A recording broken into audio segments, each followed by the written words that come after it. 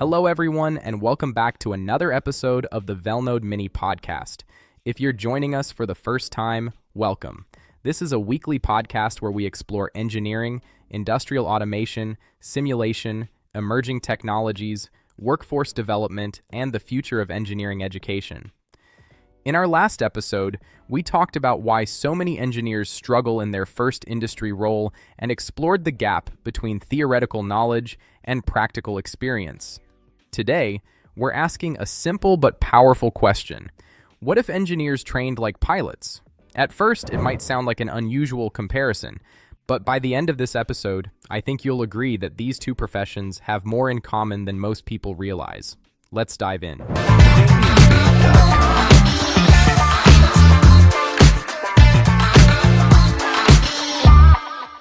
Imagine you're boarding a commercial aircraft. You find your seat, fasten your seatbelt, the cabin doors close. Then the captain comes over the intercom and says, "Good morning, everyone. Today is my very first time flying an aircraft. I've studied aviation for years, passed all my exams, and watched countless videos. So don't worry, we'll figure it out together." How would you feel? Probably terrified, because nobody wants to be the pilot's first real experience. Now here's another question. Why do we accept something similar in engineering? Every year, thousands of engineers graduate and begin working on systems that power cities, manufacture products, process chemicals, generate electricity, and keep industries running. Yet for many of them, their first real interaction with industrial equipment happens on the job. Pilots don't become confident by reading textbooks alone. They spend hundreds, sometimes thousands, of hours in flight simulators. Why? Because simulators expose them to situations they may never encounter during routine flights. Engine failures, hydraulic failures, bird strikes, extreme weather, navigation failures, emergency landings. These scenarios are repeated until the pilot knows exactly how to respond, not because the pilot memorized the answer, but because they've practiced it, again and again. Experience builds confidence.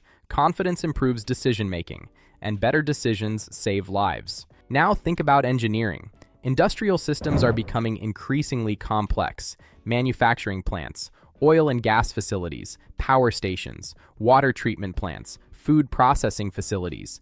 Every one of these environments relies on engineers making accurate decisions. Imagine a pressure transmitter suddenly fails, a motor loses a phase, a valve becomes stuck, a PLC reports multiple alarms, production stops, operators are waiting, management needs answers. There is no pause button. There is no restart from the last checkpoint.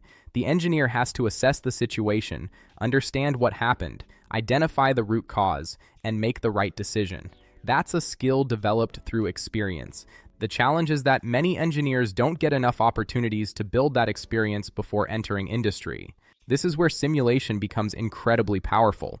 Imagine opening your browser and interacting with realistic industrial equipment. You start a process, monitor flow rates, watch pressure trends, adjust operating conditions. Everything behaves just like a real industrial system. Then, you deliberately inject a fault. A pressure transmitter fails, a valve seizes, a motor loses a phase.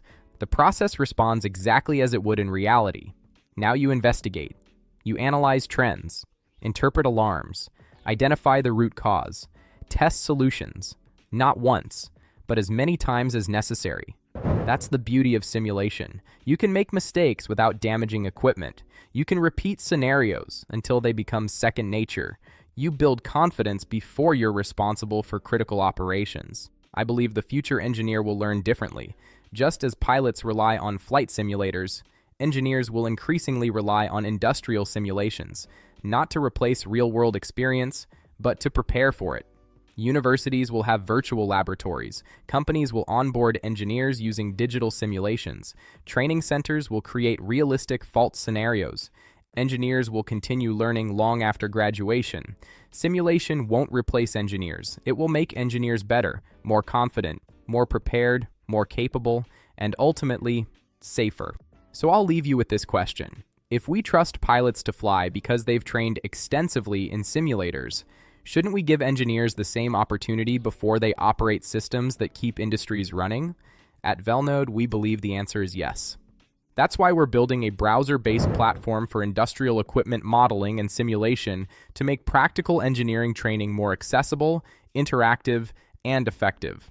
Thank you for listening to another episode of the Velnode Mini Podcast.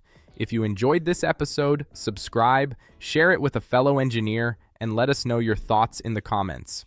Next week, we'll explore another important topic. Until then, keep learning, keep practicing, keep engineering.